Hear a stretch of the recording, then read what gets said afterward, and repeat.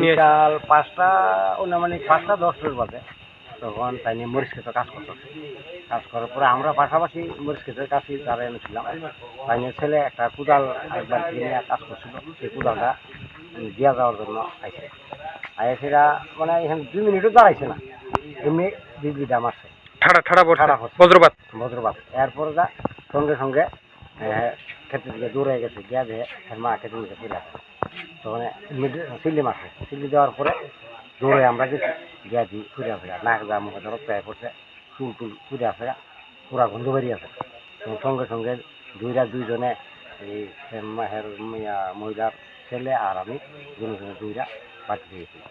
হ্যাঁ, আর লগে আলোচনা ছিল, হেও ধরছে দুইরা কান্দ করে বাড়ি আনছি, আনছি করে পাড়া প্রতিবেশী জানছে তারা সবাই।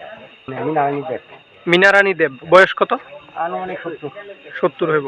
ঘটনা যে আমরা সন্ধ্যা 7টার সময় খবর পাই, বড়বাবু আমরা জানাইছে খাইসা মঙ্গল হরিশ্চন্দ্র কলইপাড়া না হরিশ্চন্দ্র কলইপাড়া। তো বিকালবেলা কাজ করতে গেছে জমিনে, বড় জায়গাতে মৃত্যু হয়েছে। এখন স্যার কে মৃতদেহ নিয়ে আইছেন? এখন মৃত দেহ নিয়ে আইসি হাসপাতালে, মর্গে রাখছি, কালকে পোস্টমর্টম হবে।